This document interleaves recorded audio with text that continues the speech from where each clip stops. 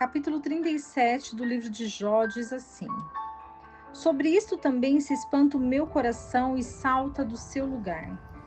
Ouvi atentamente a sua voz terrível e o som que sai da sua boca.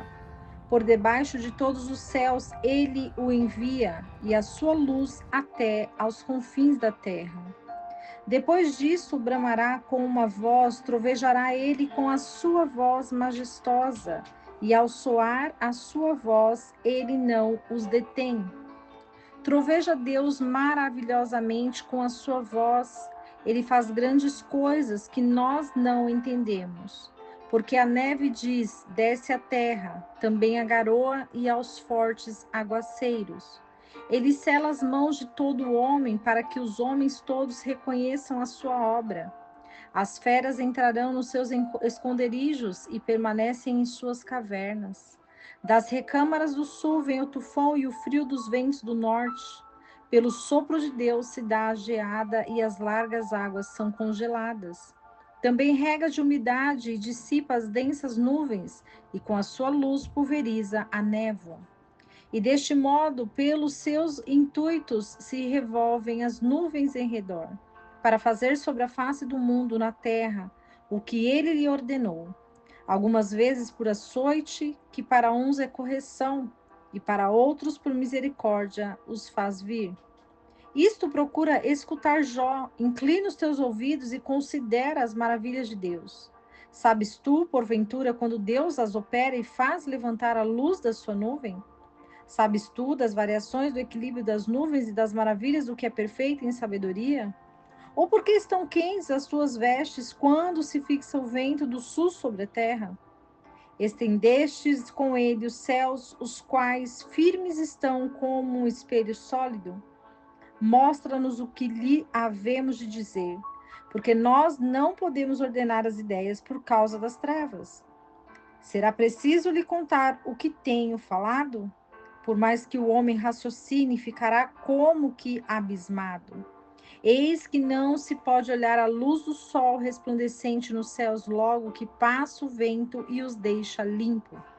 Vem da parte do norte o dourado esplendor, pois em Deus há uma majestade tremenda. Ele é o Todo-Poderoso, ao qual não podemos alcançar.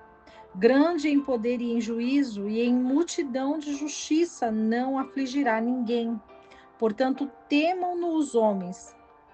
Ele não considera os que se acham sábios de coração.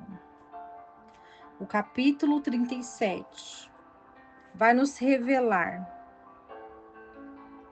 o conhecimento de Eliú na base superficial, mas na base espiritual, ele não conhece a fundo Deus. Eliú fala, discursa muitas coisas e palavras poderosas, que tem um grande alicerce quando se depara com um homem cujo Jó, que era rico, poderoso, conselheiro, com uma família estruturada, com vários servos, gados, e se deparar com uma personalidade totalmente diferente, num cenário de dor, aflição, angústia. Jó estava debilitado por causa do seu caminho reto.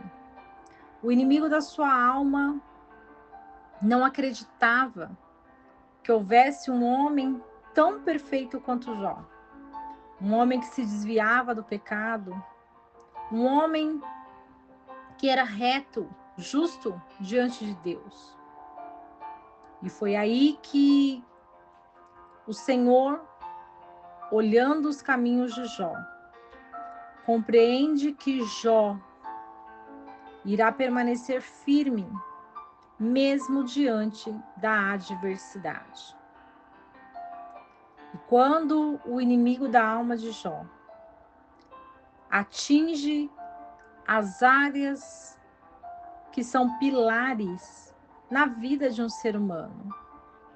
São os filhos, são o poder aquisitivo para pagar as despesas, para ter uma vida abundante, uma esposa, o servo, o seu gado e a sua saúde. Os pilares fundamentais para um ser humano viver bem. E de repente, Jó se depara numa situação contrária a tudo aquilo que ele estava vivendo. Seus amigos anulavam a possibilidade de não haver nada que pudesse estar contradizendo com aquele cenário que não fosse o pecado. E Jó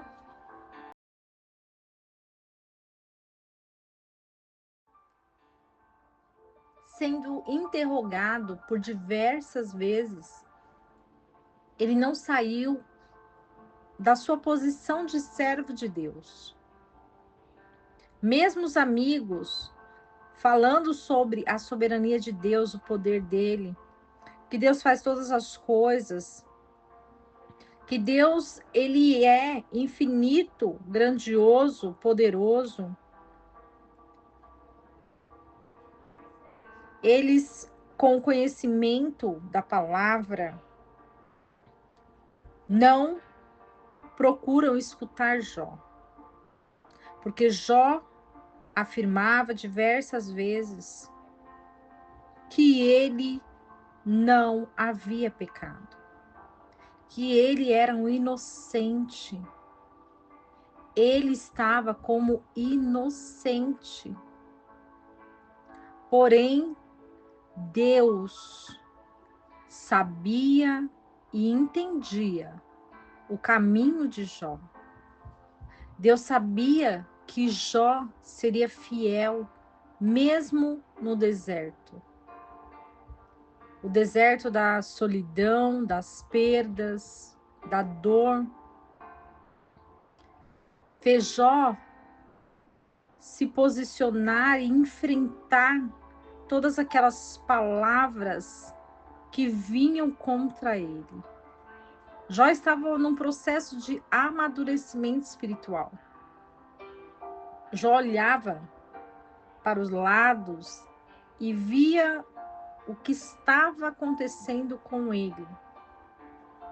E sabia que Deus estava no controle de tudo. Quando entendemos que Deus está no controle das nossas vidas, que Ele tem o total domínio, nós aprendemos a descansar nele. Porque nada é por nossa própria força, mas tudo vem de Deus. Todas as coisas provêm do Criador, porque é Ele quem faz cair e levantar. É Ele quem faz viver e morrer. E nossas vidas estão nas mãos do nosso Criador. Que possamos compreender essa palavra e nos preencher de tamanha sabedoria que nos traz a palavra de Deus através do testemunho de Jó.